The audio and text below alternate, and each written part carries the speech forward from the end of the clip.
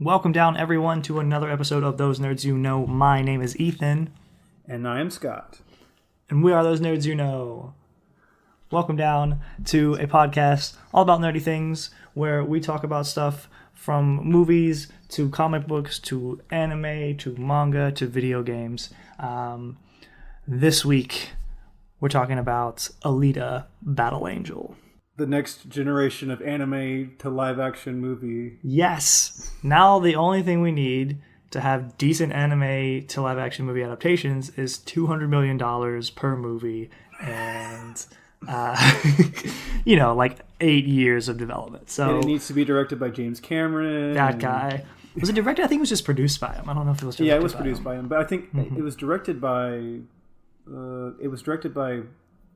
what's his name? Robert Rodriguez, who did Sin City and The Spirit. I don't know if you ever watched those movies. So like he's already had a history of like comic book to live action movies, which is right, cool. and like heavily CGI things, right? Yeah, very heavily CGI.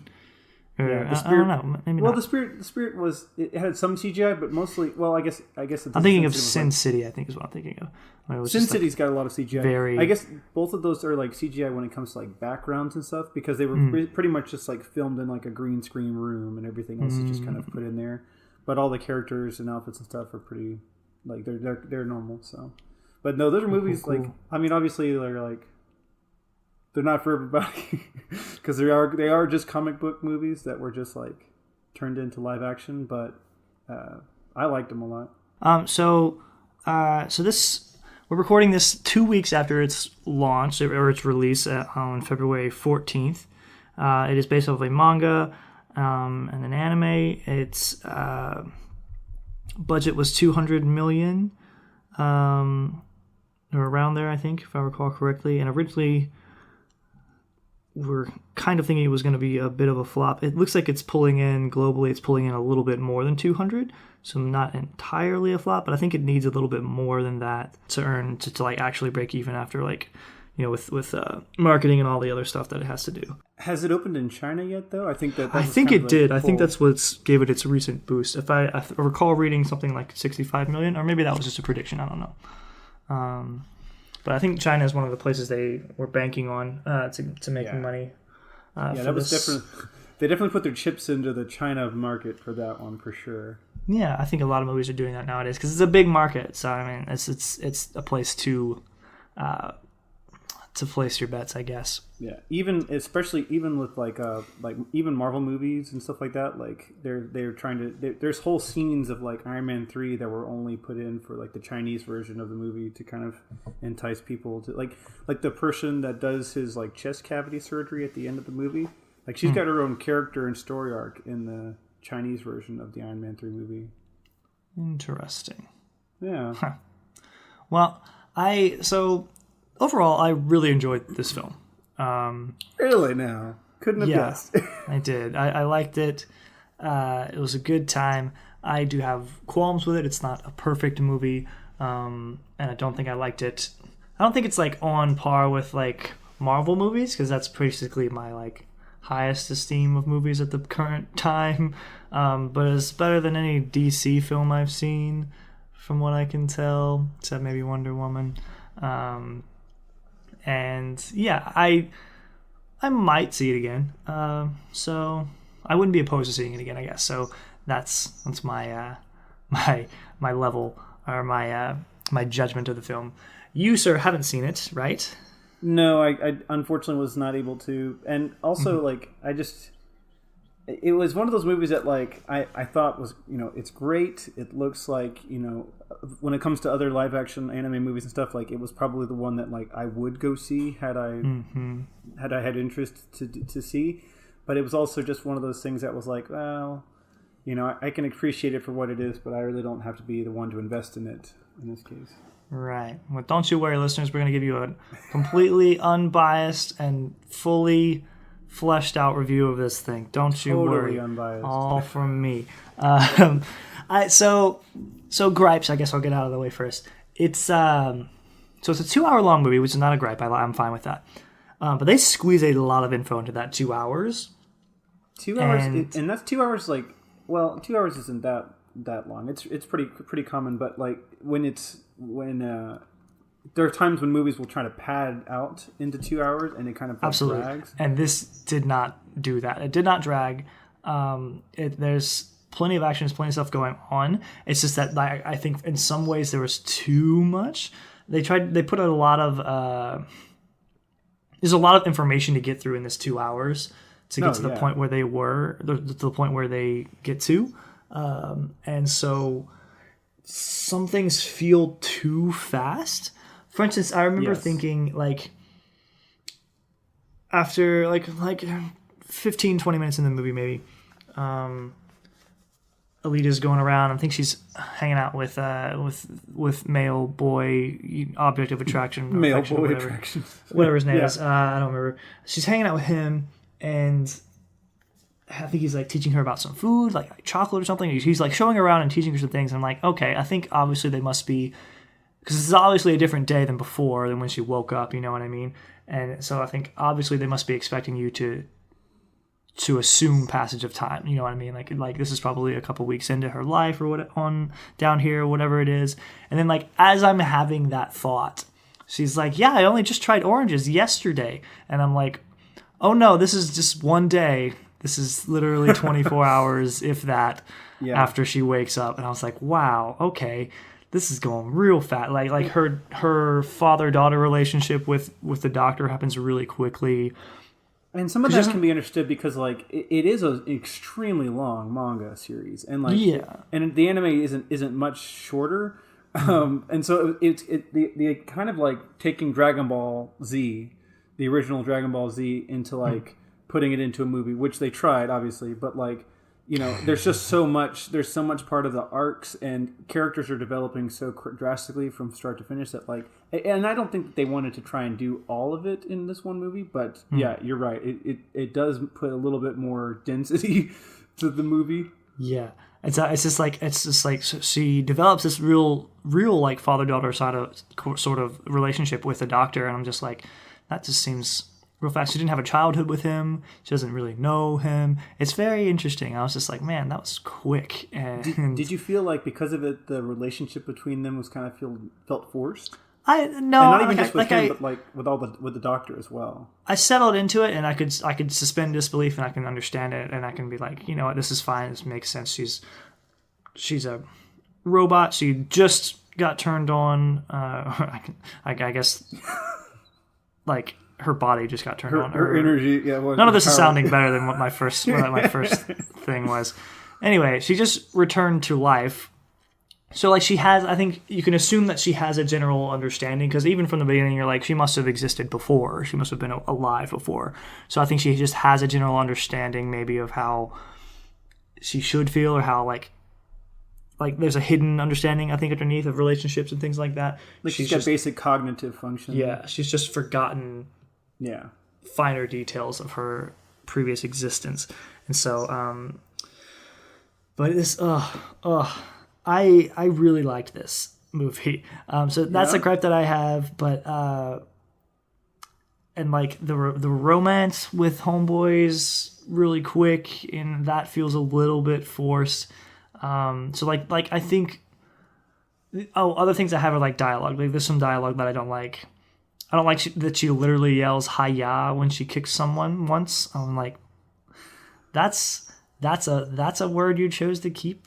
Like, anyways, but I feel like that might just be Robert Rodriguez's kind of, because he is a real huge, like, he's kind of like the guys that made The Matrix. Like, he loves the over the top action of things and stuff, and like very like B movie stuff like that. So I mean, obviously, since it's produced by James Cameron, he can't go completely B movie with it. But I'm sure that there's like, that's just that his little personality flaring through there. I can see that being some of it. So also disclaimer: I haven't read any of the manga or seen any of the anime. I was aware of it. I knew that it existed. I knew I'd like read some summaries. I'd like held the manga and considered buying it before when I was a kid, but I just didn't get into it back then, and I didn't want to read it or watch it going into this because for adaptations, I honestly don't like to have the comparison material beforehand. I would prefer, because it helps me to watch the movie as it is. Does that and just enjoy it? Is it trying to be like less biased towards the movie? Because like obviously when it comes to like reading things, you're like, oh, the book is always better than the movie. And that's a lot of people's opinions, and I honestly think that's because, particularly with books, when you're reading it, you're not given a visual context outside of what's described to you, and so everyone experiences this book differently in their minds. And then there are details. There are certain things that are better in book form, like details and like extensive history and world building, that you're not going to get in a movie and wouldn't work in a movie. Like, you think you want it, but you really don't, and it wouldn't work well. So I would rather watch a movie and then go back and read a book and maybe pick up on things that I missed. And overall, I think people that enjoy the book better than the movie probably are, in most cases, are people that enjoy books more than movies. Plus, on a general scale. In general, when it comes to like books versus movies and everything, like you tend to kind of make your own image of that person, of the characters in the book, and it's harder from manga to live action because you kind of got your idea that, okay, this is how she looks like physically. I know how also she looks. True. Yes. And so with manga to anime, it's less jarring because the character designs are usually very similar. But even that, like I particularly prefer manga over anime in general. You don't say. I do say. Can't get this man to watch a single anime, but I can get him to read manga. That's right. Like anytime we review freaking My Hero, it's me having read the manga and everybody else having Eddie and everyone else having watched the anime. So like I like comics in general, therefore my work, you know what I mean? So like, it's just manga, I feel, is just a more genuine and intimate relationship with the story and the creator. So, and I like that.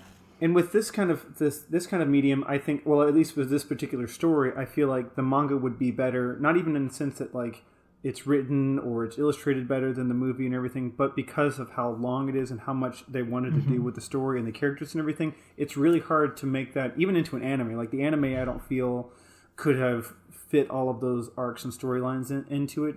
And so like it kind of fits in with the same feeling that I have towards like big series like Naruto, Bleach, and One Piece. Like there's only 2 of those that I've actually physically seen anime wise. The rest of them I've always just read through because you do feel like you're getting the whole picture, the whole story. And so when you go into like a movie like this, it's hard for you not to take that and go, well, I already know this whole thing, and if it doesn't fit that, then it's going to be crap. Right. So like that's sort of my idea going into stuff like this. It's just like I don't want to have the base source material in front of me because it's going to make me biased to the movies. Like I am so very thankful that my introduction to Scott Pilgrim vs. the World was the movie. And that I didn't even know the comic book existed. I love the movie so much that made me go back and read the comics. I've read all the comics. I own all the comics, and I love them. And I don't think that would have been quite the same had I read the comics first and then watched the movie. I've never thought of it that way, but I feel the same way since I started with that too. But I don't know. Like I feel like that one's one of those outliers that like was just perfect in any form. You know what I mean? Perhaps, and like Edgar Wright did an amazing job with that film. Yes, he definitely did. Despite it's not making any money, but that's how I genuinely feel. I genuinely feel like I would not have enjoyed that film as much had I read the comics beforehand. I think I might feel similarly here. I don't know for sure. From what I hear, it is fairly accurate, at least even to some, like down to some scenes and characters and designs, which is really cool. Yeah, this definitely was one of those ones where the either director or the writer or anybody that was working in the main storyline of this definitely followed through with like the source material, and you can definitely see that this isn't just somebody that just took the source material and then was like, okay, we're going to do our own spin of it. This was someone that like loved the story, loved the characters, and was like, okay, how are we seriously going to fit this all into a 2-hour movie? Like, you know, the people that I've seen that were reviewing about it were kind of, well, at least only one of them that I saw was comparing it to like Lord of the Rings, in that it's hard for you to take the whole narrative of this story and then fit it all into one. But instead of like cutting things and creating your own thing, they try to do as best they could with what they had. Right. And I think they made good choices. These are experienced filmmakers or experienced in making very good films, and it was kind of a passion project for them. So I think they made good choices and did a good job. I understood the world. I understood what had happened and like the history. They didn't have to sit me down and explain everything to me storybook style, but they also didn't they didn't over explain, and I didn't have a whole lot of questions afterwards. It was mostly just this is it's also set 500 years in the future, which I appreciate. Because like a lot of future movies, like for instance Back to the Future, they set their movies within a time that will easily be reached by a lot of the people that watch the movie. Yeah. So you're just setting yourself up to look dumb, kind of like when you get to the future and it's like this is not at all what the future is like. But then now it's so far ahead, we'll all be well dead before this time comes, and who knows? Maybe it will be like this, maybe not. But it's I appreciate that. It's a simple narrative. Rich, nice people live rich, not nice, but like rich, clean, and sleek, and shiny people live up in the sky, and all the poor folk who don't quote unquote deserve to live in the sky live on the bottom and the floor with all the garbage. I've never heard that trope used before. I know, right? Elysium or Hunger Games or this one did it first though. Well, it's original, But OG. This manga is so old, though. I mean, it wouldn't put it past people being inspired by it especially since they had such an impact in its time. That like these were kind of things that were inherently beneficial to the stories that came after them. Yeah, I think also it's a good sci-fi. It's just cool. I really like a lot of the designs of the cyborgs, like the interactions. I like that we set up rules and we more or less follow them. Also like, so a bit of the story, there's a colony on Mars and they rebelled against the mother colony on Earth, and that's what caused like all of these big floating cities to die out except for this one. And Alita is secretly this really cool cyborg person from Mars, who's like the most elite battle cyborg person ever in the world, in the universe. You know what I mean? Or at least what her type of cyborg is. I thought that was really neat. I love the fight scenes in this movie. Is it ever explained really exactly why she was built the way it? Like, were they expecting some sort of a post-apocalyptic war, and they just needed this incredible super weapon? There was a war. Like, obviously, but I mean, like she, as far as I can tell from the story, she's like insanely overpowered when it comes to like comparisons. So she's the same as everybody else from what you gather is this. She's the same as any other like person from her unit. Like her human brain is put into this cyborg body. They have a special type of like metal and cyborg technology from Mars. That's it's like the strongest metal. It lasts forever. She's more or less immortal. She also studies Panzerhunts or some nonsense like that. There's like a perfect martial art developed specifically for these cyborgs, or the cyborg that she is, that allows her to defeat basically anyone in battle. So it's your anime trope of really powerful technique, like the ultimate technique, the Kaioken. Oh, I see. Which so it's not once specific to like. It's not specific to like her body or. No, she's just from really what we can tell. From what we can tell, she is the last of her kind. Oh, okay. So that's why she seems so far. Because technically, so like when this war happened, it like set people back. It like set technology back. Because a lot of technology was lost and a lot of brilliant minds were lost. And so her technology, although ancient to these people, although like several hundred years ancient to the people in this movie, is more advanced than anything they have. So that's why there is such a gap between her and the next strongest cyborg. You know what I mean? Yes. Because she just inherently is better than all of them. She's basically Android's Iron Fist. Well, comic book Iron Fist. Yeah, I guess. Yeah. That's true. Like she's the best, the primo. So yeah, I but I like it. It's cool. We've got Motorball for some reason, which is like really brutal cool. IGPX. If you remember that.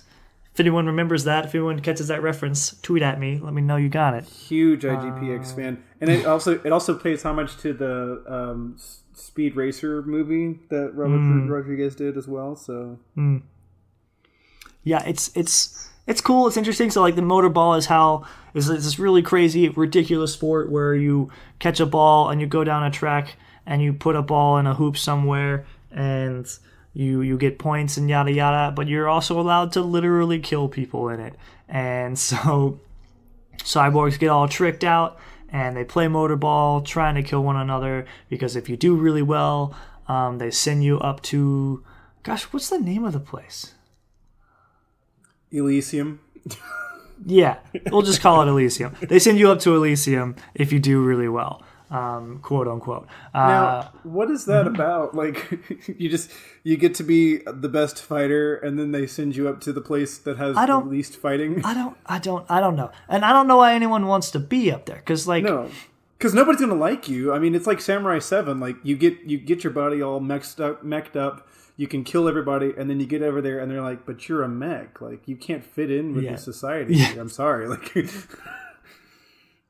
well, that and like, I guess so. We do have the doctor and his ex-wife that both want to get back up there. So I guess there is someone telling you that life is good, but for the most part, they're not really fighting in the motorball tournaments. So like, they're never going to get up there.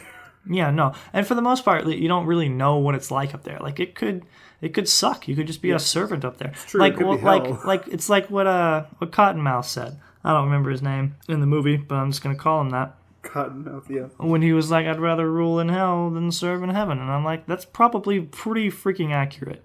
It's like you get up there, but you're at the bottom rung, and like, is that really better than being free at the bottom in the garbage? Who knows? I guess it's your preference. Do they actually see you? You don't see it then. You don't even hear people. I mean, you probably hear people talk about it, but like you physically don't really get to see what it looks like up there. The closest thing you get to a reveal is like you get a close up of Nova at the end, who's the bad guy, standing up somewhere on Elysium looking down. But so like, I really like Alita. I like her. Like her character. She's strong. She doesn't really just take no or simple explanations. She's like, why is this? And they're like, well, this is how it is. And she's like, no, I need you to actually tell me why this is. And I can do this and I will do this, whether or not I have your permission to do it. And it's cool. It's cool to watch her do that. I love watching her fight. There's some cringy moments of dialogue that I mentioned before. Some of the dialogue is just meh. Is it cringy because it's like cheesy, or are we talking? Yeah, like... I'd say it's a bit camp at times. Oh, okay, yeah, a little on the nose. Yeah, but man, like, oof, there's some good fights, and I like it a lot. It looks pretty exceptional when it comes to the fight scenes. Yes, you can definitely tell that it costs a lot of money. It's very pretty, and the fights are very smooth. I enjoyed it. I think it's a step in the right direction. It's good for anime movies, and it's a good example of what you can do with strong characters and themes from anime when you don't screw with them too much and you actually leave the original themes of that anime or manga in your final production. unlike a lot of Western anime adaptations, a la Death Note or what's the one with Scarlett Johansson, Ghost in the Shell, which I maintain wasn't a terrible movie, but did not accurately represent themes.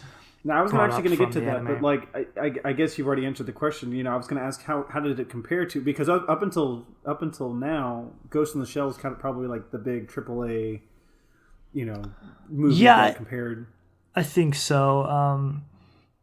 And I liked Ghost in the Shell, but again, I understand why fans of Ghost in the Shell, the animes, wouldn't like the movie. And there are valid reasons. Like there are core differences in the themes or the storylines of the live action movie that just kind of negate a lot of factors and themes from the anime, and that's distressing. You know what I mean? If you like this enough to take the time to spend millions of dollars to adapt it, then keep the main parts of it. You know what I mean? Yeah, keep what the fans care about. Yes.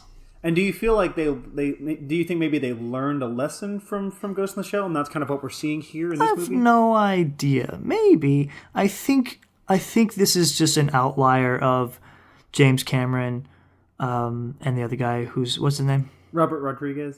Do you think so? You're thinking maybe it's like a lucky streak or something, or I think this is an outlier because it's an example of two guys that really, really loved the source material, and because of that wanted to make it, rather than someone who was maybe given a project because they're like, rather than a company being like, hey, anime's big, we should make a Western adaptation, and just giving somebody an assignment to do it, you know what I mean? Or like shopping it around, or being like, hey, who wants to do this? And someone being like, I'll have a crack at it. This was a guy that really wanted to do it right, and I think you can tell. And that's kind of what you see in Ghost in the Shell, is that it feels like someone was like, well, this is popular, it's got a cult following, we should just make an American version of this. I feel like for the most part with Western anime adaptations, it's people going, anime's big, this is a big anime, I bet we could make some money off of this, and then they look at some of the themes and they're like, I like this and I like this, and they cherry pick some of the things and they eliminate or remove or forget entirely some other rules or themes or mechanics of those worlds and characters, and because of that we end up with something that's just a shadow. Like it's not what we want, and it's not a good representation. It's not the kind of thing that would make you want to go back and delve into that world. It's, you watch it like you watch Death Note or you watch Ghost in the Shell, and I think anyone who isn't familiar with the anime or the manga or any of the source material would watch that and be like, meh, and just wouldn't really feel like going and delving back into the source material. You know what I mean? But I can see myself like watching a Battle Angel Alita and then going, well, okay, I know a little bit of the manga, let's go back and explore this a bit more.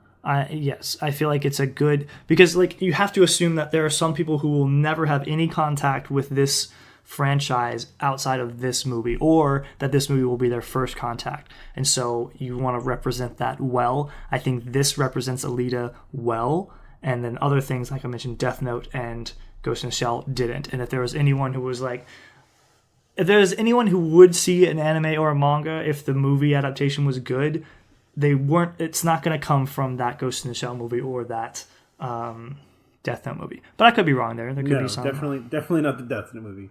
Yeah, I'm blanking on other Western anime. Oh, Dragon Ball Evolution, that was terrible. Well, Speed Racer, but Racer, got you. And I never saw that. Speed Racer was good, and I feel like that that's just kind of, since it's another Robert Rodriguez, I feel like that one was okay in the sense that it was like the source material was done very well, but I just don't feel like American audiences just meshed with it, because it is Japanese culture being put into the Western atmosphere, and obviously there's going to be some kickback to that. Yeah. Do you feel like that's how that might be an effect of this as well? Is it because like a lot of times when you take an anime and bring it over to an American or Western audience, there's changes in culture, or there's tropes in Japanese culture that we'll see in anime or in manga like this. But when translated over here, sometimes those things get lost or misunderstood. Do you feel like that was kind of another feature that may have been a effect of that as well? I don't know. Well, in anime, I think anime particularly, the people who are importing it take, depending on the circumstance, but I think generally companies take care in hiring like translators and scriptwriters who can actually transfer over colloquialisms and little specific things, specific jokes or cultural things that are culturally specific to Japan, and to things that we would get.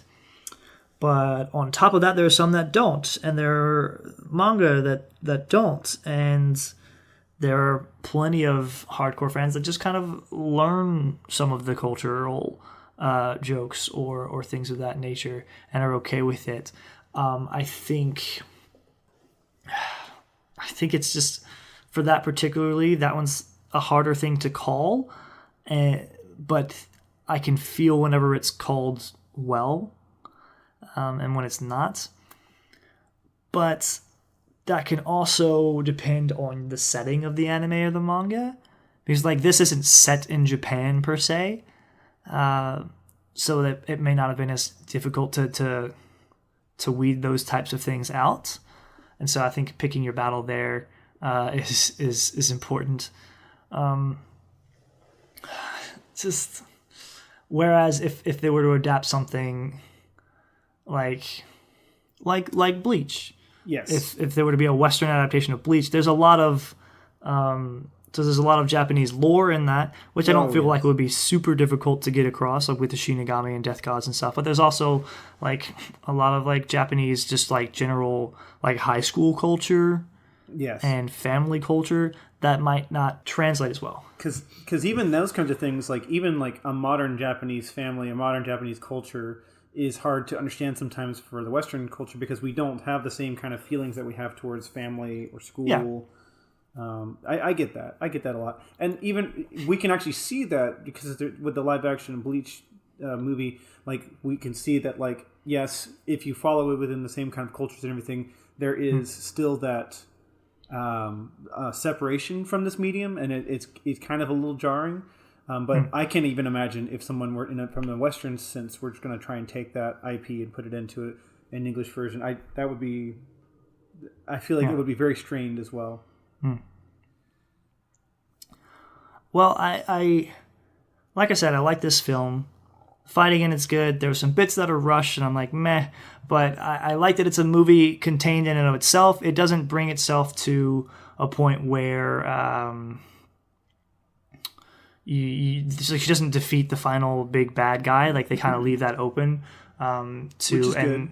But it's in a place where, like, if they made another sequel, great. If they don't, fine. They leave it at a point where she's just like, she's basically doing the best, better than anyone in Motorball, and she just like raises her sword up at Nova, looking down from Elysium, and she's like, "See you, bud. I'm coming for you." And that's where it ends. And it's like, yeah, that makes total sense. I can imagine her getting up there and killing the guy, or you can make another movie and we can watch it. I'm fine either way. I think it's a good standalone film. I think it's a good example of making a movie nowadays. If you like, because like, I would prefer standalone films, or like a good movie that you could turn into a sequel if you wanted to, rather than like what so many people are doing, which is like trying to plan out their 10 movie universe, like, because Marvel has ruined us because of that, because everyone's like, that's what we can do, and we can make money for 300 years doing that. And so that's what everyone's trying to do, and I'm just like, if you just make one good film. And I don't think that like this was, I don't feel like this was kind of set up to do that kind of thing. I don't feel like, even as passionate as these guys were about creating this particular IP, I don't feel like they were invested enough to make this into like a trilogy or agreed. Series. I think what it was is they were like, this is going to be a really good long movie, and if we try to do more than this, we're gonna screw it up. Like I think they chose where to stop based on. And they've got the source material. Obviously, I mean they've got stories and arcs that will continue, so they could do it if they intended to. Yeah, like obviously, if they had as much reception as they were expecting, yes. I feel like that wouldn't be well out of their wheelhouse to do. Yeah. But I think since it didn't do as spectacularly as they had hoped, in the future, this is kind of just like a sign that like, hey, this kind of thing can work, does look cool, or can be made cool. But maybe do it with less budget. Well, no, I don't know. I liked the budget on this. Like, well, I would prefer something like this to other things that we have gotten. You know what I mean? I just mean like comparison to the amount of revenue that they received, maybe follow to that kind of thing. But I think with that, it just depends on what anime you choose. Because like this could not have been made with less money. I don't think. Yeah. I think they probably could have spent more money on it. You know what I mean? Easily. But if you were gonna do, say, like a really good Rurouni Kenshin, yeah, it probably wouldn't need $200 million. So, you know what I mean? So like. And the live action one for that was pretty good too. But I could see that we were talking about, like, you do want the budget. There's not a lot of like crazy sci-fi CGI worth stuff that needs to be in there, but like you do want the special effects and stuff to make this more, like a top tier AAA movie. Yeah. So I mean, and that's what we want. I think this is an example of what's the caliber of movie we can expect from an anime adaptation. The bar's definitely been set high for this now.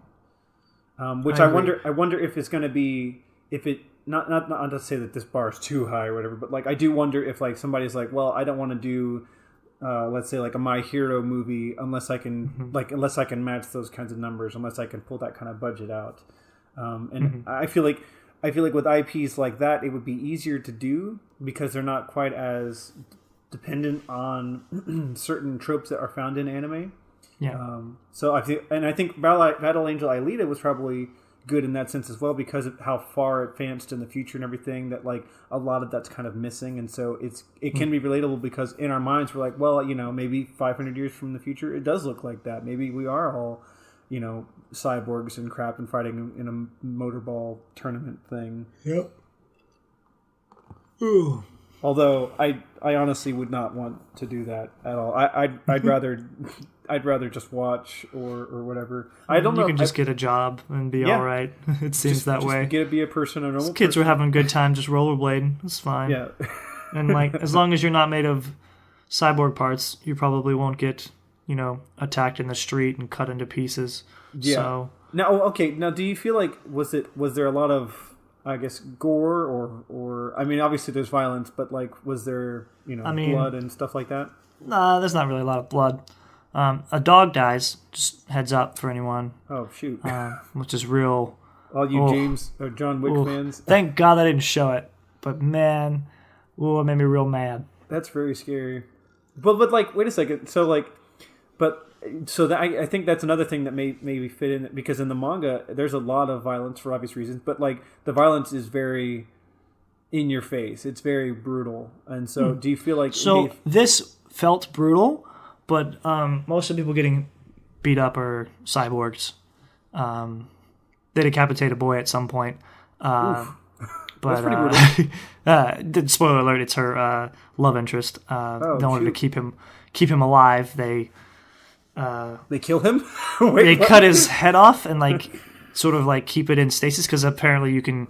They've discovered some way to keep like brains functioning and alive, separated from the body. But he's also like becomes a fugitive at some point, so they like cut his head off because that's how you show the sentinels that you have completed a mark if you're one of the hunter warriors. So she shows him the head and be like, "Here, I killed the guy. We're good." But she's secretly also keeping his brain alive within his head. so that they can That's reattach his creepy. head. So they can reattach his head to a cyborg body, and he can live. That's insanely creepy. It's crazy, yeah. Anyways, other than that, like the way that a lot of other cyborgs get cut up and thrown around, if they had blood in their system, there would have been blood everywhere. But because you think they're more machine than they are human? Most of the cyborgs are. Most of them are just like a cyborg with a face on the top. Because apparently the only thing you really need to maintain is your brain. Because that's all Alita is like a brain. She has a heart, but her heart is like mechanical almost entirely. Mm-hmm. So yeah, and it's like it seems to be like her power source of some sort.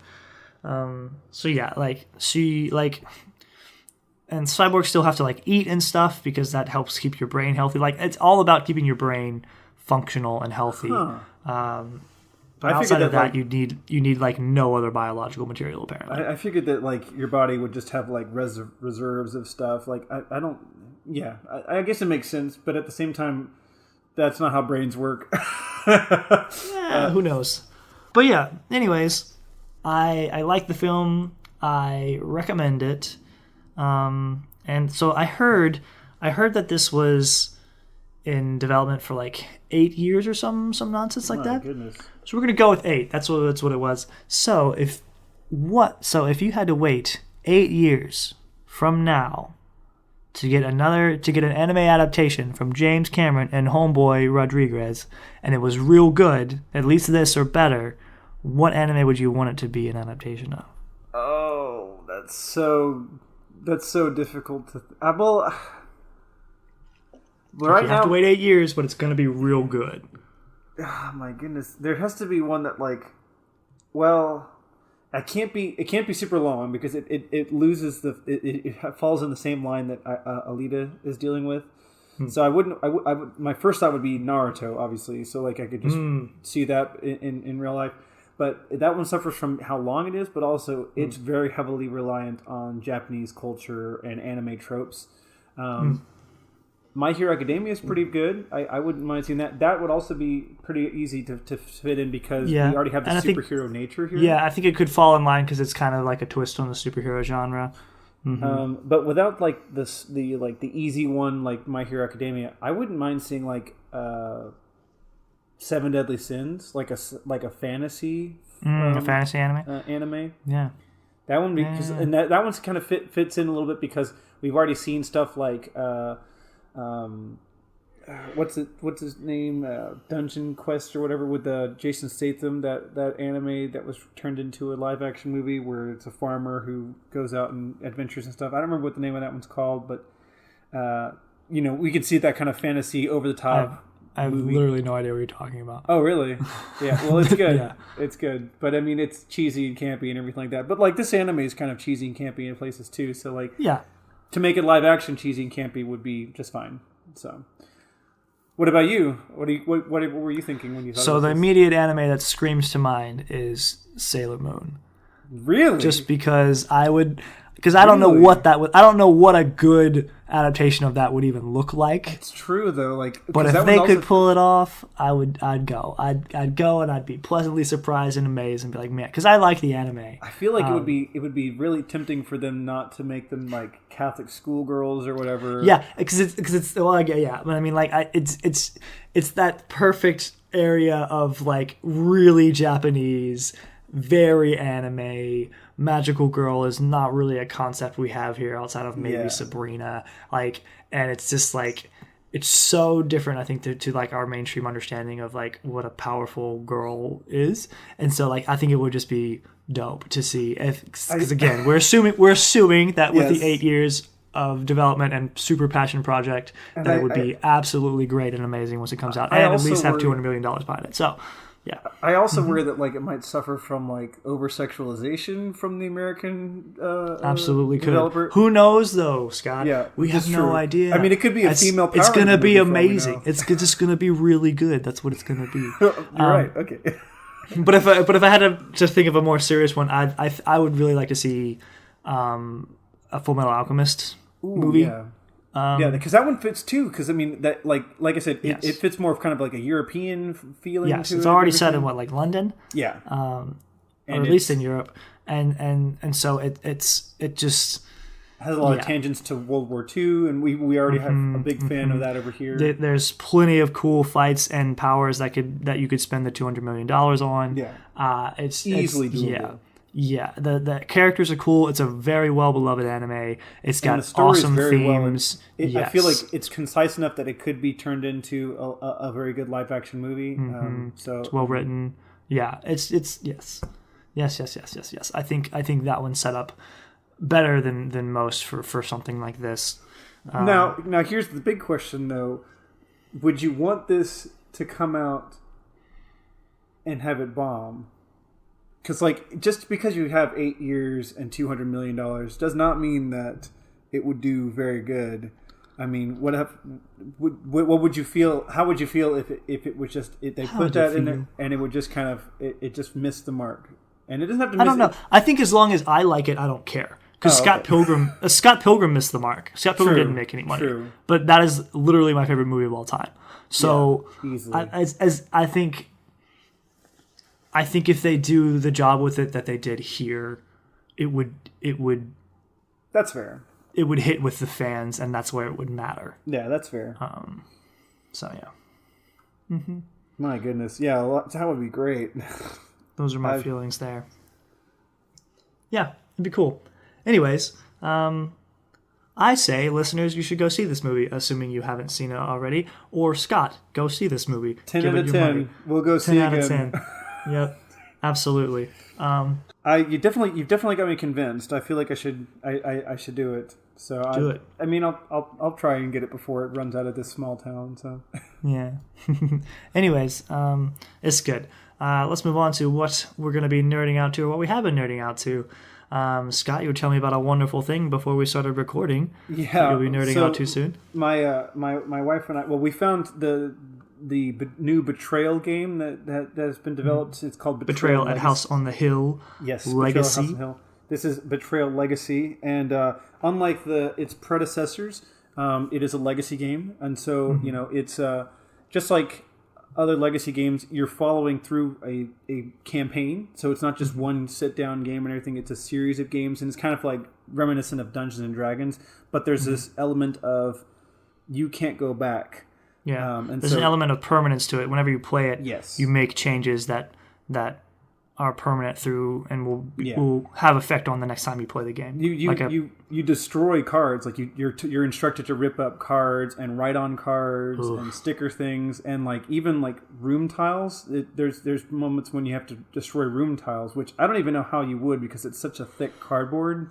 But it would also pain me. I would just get a bag and write "destroyed" on that bag and put it in that bag. I feel like that's what we might do. But there are some cards that are just where it's just stop here, flip this over at some point, and so I feel like we might just go, well, we can tear this one up because it's never going to be used again. But when destroying items and event cards, I feel like we might just put that in their own little separate baggie. Yeah.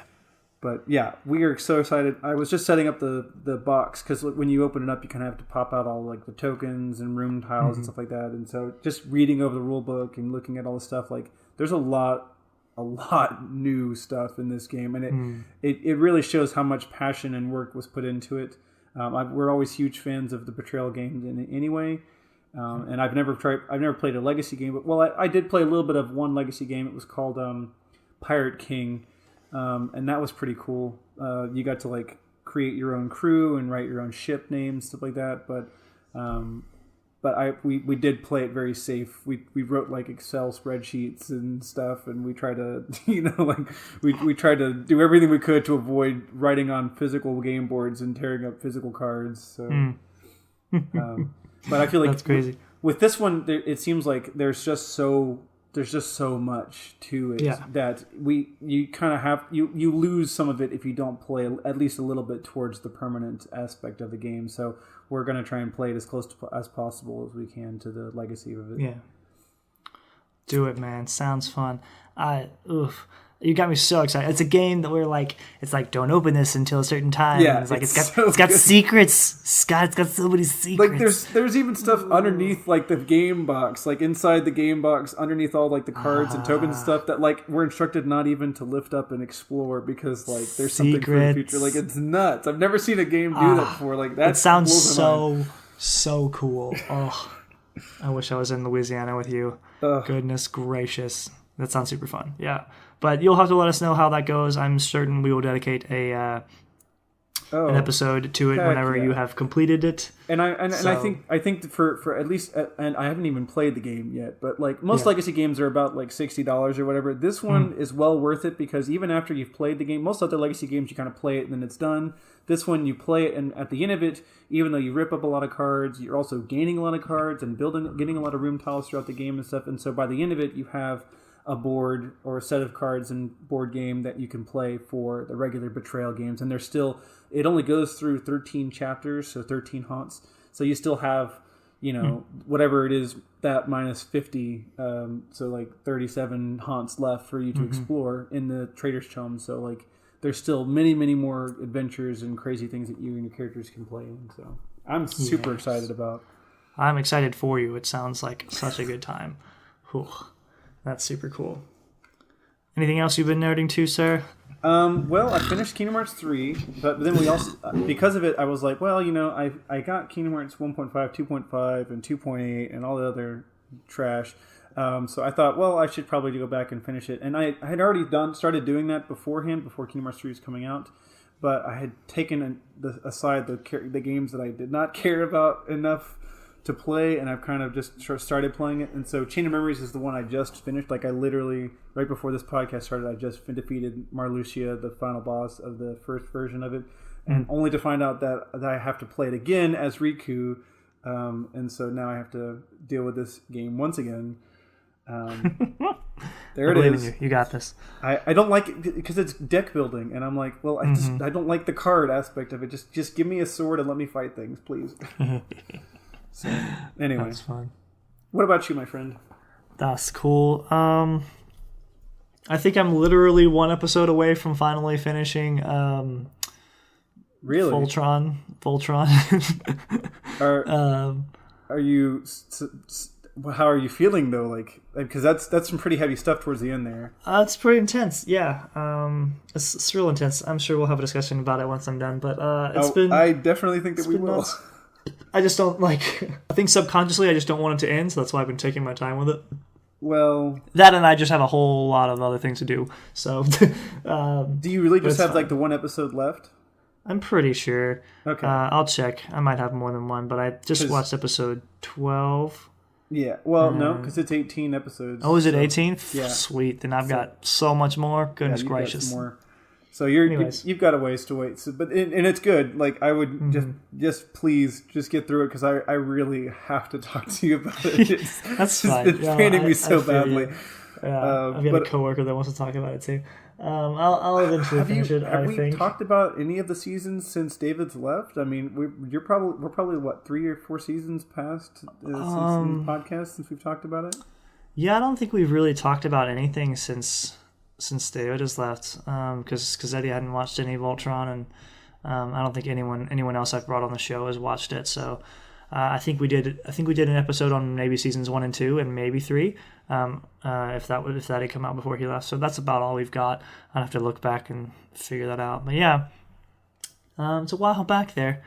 What other nerdy things have I done? I'm still not super good at playing Kingdom Hearts 3. But I'm working on it. I'm in the tangled place. Doing tangled stuff. You're still entangled? Come on, bro. Man. Calm down, right? Relax. That's another one of those that I'm like, please just get to the end so we can talk about it. There's so many things. I play it like once a week. Oh yeah, I'm sorry. Oh, the Direct. I watched the Nintendo Direct for Pokemon. Yes. Pokemon the Pokemon Direct. Goodness gracious. I'm excited about it. I'm excited too. Really like I am. Good. I'm still like okay.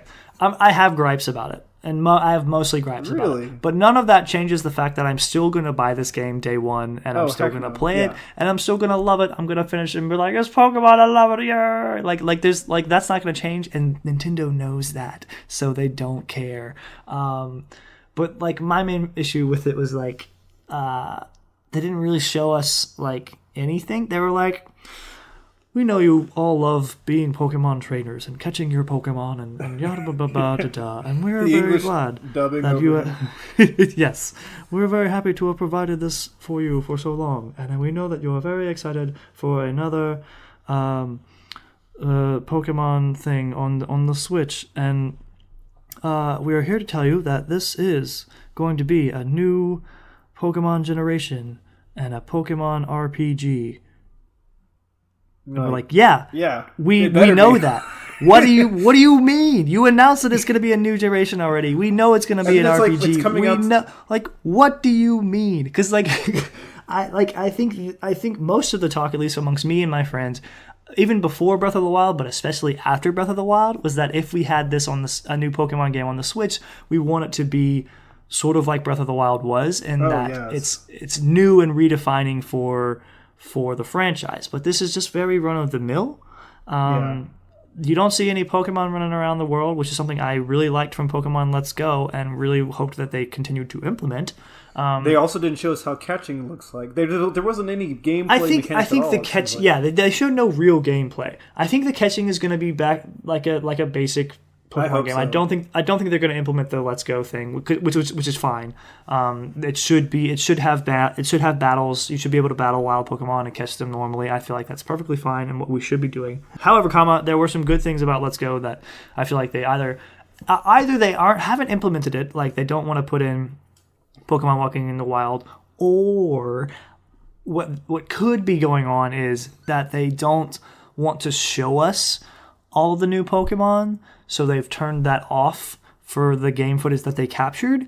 So you don't see Pokemon walking around in the wild because they only revealed the first 3 starters, right? Yes, and I get that. But at the same time, like this game is it's coming out very soon. Like there should be more than that. They said soon, but it's late 2019. I don't think soon is really what's happening. I think this is coming out very farther late this year. This is going to be like Christmas fodder. Yeah, but we're starting in March I think now, so at the very least 10 months, like there should be. I think we're still going to see more stuff that they're. I think they're keeping some things up their sleeve, and I think this maybe was a test of the waters. Maybe they were like, we'll just show them this little bit and see how they react, and then you know what I mean? Because I really want to see wild Pokemon out and about. Like that was so cool in Let's Go Pikachu, and it's like what I've always wanted, and I think what a lot of people wanted. And I think of any of the things in that game, that was the most positive. And it should exist here. And I would love an open world game, but that's apparently not what we're getting. Fine. But I mean, like, and it's just like nothing that we saw was like super new or impactful because it's a 3D world. But I mean, like the latest DS game, Pokemon games, were pretty 3D already and looked very similar to this. Like this is just a slightly bumped up graphic improvement to the Switch, and like Pokemon games are already mobile, so it doesn't. So like that's not a big thing for the series. It's just I'm just like, give me something new. You know what I mean? But again, I love Pokemon games. Yeah, I love the core mechanics of collecting. They've got my money. They've got my investment. Yes, the core mechanics are you're gonna collect Pokemon. You're gonna train Pokemon. Pokemon are gonna get stronger, and you're gonna fight them, and that's it. I think a big thing they may do here would be improving or changing up the online interactions, and maybe battling because the Coliseum was there, and it seems like the Coliseum type deal might be a big deal. So who knows? But I don't know. I hope there are just a lot of things that they didn't want to show us yet, and that's why this was as disappointing as it was. But again, I say disappointing, knowing that I'm still going to buy it first day and love it. So Yeah, and with the starter Pokemon, it's hard to like gauge because obviously all the starter Pokemon have always been kind of the appeal to the cutesy. You know, this is kind of where we're at origins and everything. But I'm one of those guys. It's like, what's it going to look like a top tier? Like, how's the battles going to be? Let's get into like the nitty gritty. Yeah, they're all cute though. I like the rabbit. Yeah, I think that's the fan favorite. Although there is a lot of like fan art and stuff over of this Snobble, the Swabble, or whatever it is? Sobble. Because he sobs. I get it. Sobble. He's a crier. He's a crier. It's so cute. And then Groki? Have you already made Gronky? Have you already made fan art of Gronky? Nah, bro, I don't fan art. I don't care about Gronky. You don't art. It's all about Score Bunny. Score Bunny. Top tier, bro. That's what I'm talking about. I wonder what typeset it's going to be, though. Because I wonder if they're just going to stick grass, fire, water and not do no subtypes. Or if they're going to give a subtype to everyone. Yeah.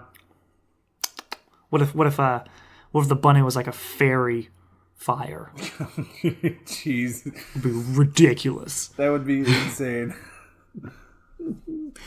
Anyways, so yeah, that has happened. That's a thing that I nerded out to, and you know, it'll be a game that I play. My hope is that it continues to improve the connection with Pokemon Go as well. I mean, I know obviously like there's still a lot of people, like there was a surge of people that came into Pokemon Go after Let's Go Pikachu, Let's Go Eevee, but I'm hoping that it kind of bolsters that even more, especially now since Let's Go Eevee and Let's Go Pikachu, they've added trainer battles and trading and breeding and stuff like that. Like it's becoming a whole lot more like a Pokemon game.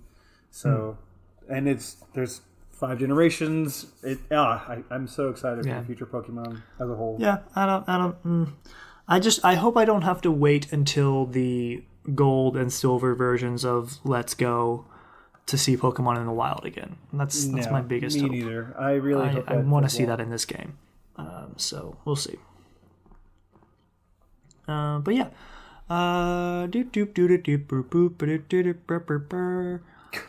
What else have I nerded to? I finally downloaded Tetris 99. I've played 2 rounds. First round, I was number 55. And second round, I was like 28. So, hey, improvement. And progress. Never going to play again because then I'll fall backwards. I bet. No, I'll probably play it again. It's cool. It's fun. Eddie having to show his stats. Get into matches pretty quickly. Yeah, Eddie's won 12 times. And I'm like, daggone, son. He's destroyed people. Eddie was so good. Yeah. Yeah. So, anyways, it's it's a fun game. It's Tetris, and then there's other things that are happening. So, it's a good time. What else? I don't think I've really done much else. That's my nerding. That's what my nerd's been up to. You know, it sounds like enough nerding out to me. Yeah, sounds good. Who knows what'll come next? Maybe we'll do have you seen all the How to Train Your Dragon movies up till this one? I have, yeah. I'm excited for the new one. It's not out yet, though, is it? It is. I think it came out this past week. Okay. So I think I'll plan to see that, and then a friend of mine, friend of the show, Nick Brady, who's been on before, has also seen it and wants to talk about it. So I think we'll do that next week if you can find the time to view that. Well, it's going to be either between that or Captain Marvel next week because that's coming out as well. Is that next week? Yeah, next Thursday. So I don't know. I'm probably going to see that. No, but I mean see How to Train Your Dragon this weekend so we can talk about it next week. Oh, because. There's no way we're gonna see. There's no way you and I are gonna be able to see Captain Marvel and record it. Yeah, on Thursday. No, we record this on Thursday. Everybody listening, anyway. Yeah. Anyways, but that's cool. I think that's about it for the show this week. Please be sure to drop us a line on Twitter at TeamYKPod or through Gmail at thosenerdsyouknowpod@gmail.com. You can also find us on Facebook. Give us a like. Comment, subscribe on whatever platform you listen to. We really appreciate that, and we appreciate you sharing it with a friend. You can find the podcast on iTunes and, Apple Podcasts, and then Google Podcasts, and then CastBox and Stitcher and Podbean. And yeah, I think that's about it. Oh, we're also on YouTube. Do that. Yeah. But anyways, that is us. My name is Ethan. My name is Scott. And we are those nerds you know. Bye.